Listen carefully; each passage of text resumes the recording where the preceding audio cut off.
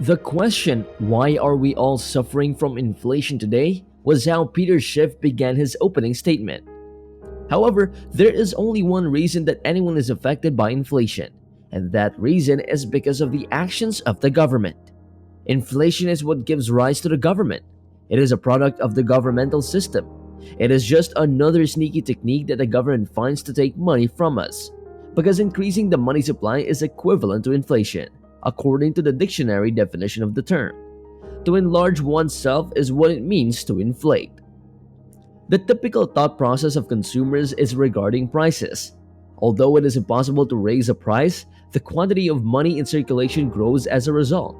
But increasing the supply of money lowers the value of each individual unit of currency, which means that more cash is needed to purchase the same amount of goods and services. Consequently, the cost of those products and services goes up as a direct result of the more money. Therefore, the rise in price is entirely attributable to the inflation that was brought about by the government, and more especially, the Federal Reserve. Because the Federal Reserve is increasing the money supply, but eventually the government is spending that money supply into circulation when it gives out checks without collecting income from taxes. The money supply is being spent into circulation. Well, it's clear that the government doesn't want the public to know that it causes inflation, because if they knew, they might fight it. Since it is a tax, they want the public to think that greedy corporations overcharging their customers, OPEC raising the price of oil, speculators trading in commodities, and maybe even greedy unions asking for higher wages are to blame for inflation. The government wants to blame everyone except itself. And as you may be aware, inflation is a contributing factor to the situation. Instead of causing prices to rise, it can sometimes prevent them from decreasing. As a result, we don't recognize the negative effects of inflation since we don't realize how much lower your cost of living would have been in the absence of government-created inflation. Because capitalism is a force that leads to abundance, what little we have left in our country is beautiful. This leads to increased efficiencies in economies of scale. Consequently, in a capitalist system, the price of products and services typically falls. Consequently, our level of living is increasing since we can afford to purchase more goods. However, when the government causes inflation, it frequently prevents these beneficent price decreases from occurring. However, we do not protest since we are unaware of the benefit we never had.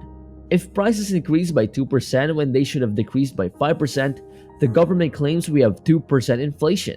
But we actually have 7% inflation. Prices are 7% higher than they would have been if the government had not caused inflation in the first place. The government, on the other hand, requires funds to spend, and it has two options for getting the money. One honest way it may take it from us is through taxation, in which the government directly deducts money from our paychecks, leaving us with less money to spend. Or they can persuade us to lend them the money, in which case we take money that we could have spent and lend it to the government, which then spends it. Of all, that reflects a claim on future taxpayers, who will eventually have to pay taxes to the government in order for the government to repay me the money it borrowed. However, either by taxation or legitimate borrowing, money is transferred from the private sector to the government, which then returns it to the private sector. As a result, there is no net growth in the money supply. However, my personal money supply has decreased because he cannot spend the money. He sends it to the government. But because he has less money to spend, he gets fewer items. Another way the government can pay for its expenditures is by printing money and then handing it to somebody else to spend. However, when this occurred, even if the government did not take my money, it did take my purchasing power. Because those who receive the newly minted currency now spend it in the marketplace. They compete with me to purchase products and services, which raises the price of those goods and services, which is essentially similar to a tax. Let's say that in the form of taxes, the government takes 10% of his earnings, and because he only has 90% of his money, he is now required to cut my expenditure by 10, which results in him purchasing fewer material goods. But if the government leaves him with all of his money but simply prints up the equivalent of 10% of his money and gives it to another person, and then that person goes and buys goods and services, and the price of those goods and services goes up by 10%, then he now has to reduce my spending by the same 10% as the increase in the price of the goods and services. Things are more expensive for him today since he does not have an infinite supply of money.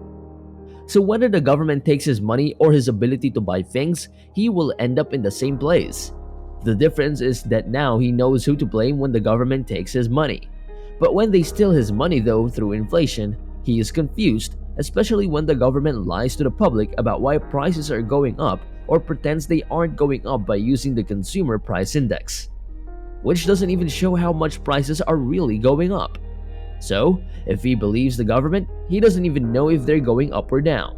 What he does know though is that my standard of living is going down. But he doesn't blame the government, and he's not going to the polls to vent his anger. Politicians don't want that to happen. You don't like to raise taxes because voters don't like paying more taxes. But if they steal their purchasing power through inflation, the voters don't know they're being robbed, and they may still keep voting for the people who are robbing them.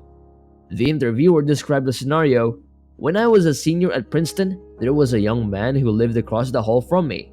His name was Jay Powell, and he was always playing video games. Currently serving as chairman of the Federal Reserve, the spoiled brat is doing irreparable damage to the economy. When the government is attempting to borrow trillions of dollars, how can he argue with a straight face that inflation is temporary?"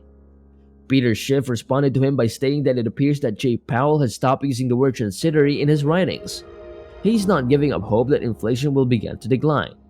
If you look at the Fed's projections for interest rates until the end of the year 2023, they still anticipate that rates will be below 2%. How are those interest rates even possible? If the Federal Reserve is serious about reducing inflation, why? Because even if you accept the technique used by the government to monitor price increases, they are currently at a 7% price increase.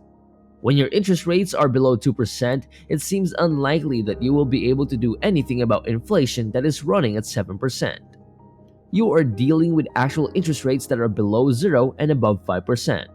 You won't be able to make any progress in the fight against inflation, unless you have real interest rates that are significantly positive. This indicates that you require interest rates of approximately 8% if inflation is 7%. You are aware that they did not increase the rates to 20% just for kicks. There was an inflation of 13%, and people feared it was only going to grow worse. This caused the government to raise interest rates. Consequently, the Fed needed to get ahead of the curve in terms of inflation. However, Powell is still very behind the curve when it comes to inflation.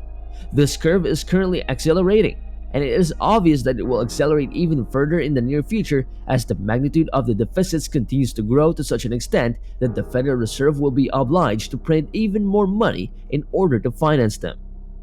It is no longer obligatory by law to carry out those actions. In point of fact, it should decline to carry out the action. That is the role that the Federal Reserve intends to play. But unfortunately, the Fed does what Congress wants it to do. And no matter how large of a deficit Congress runs, the Fed is glad to monetize it.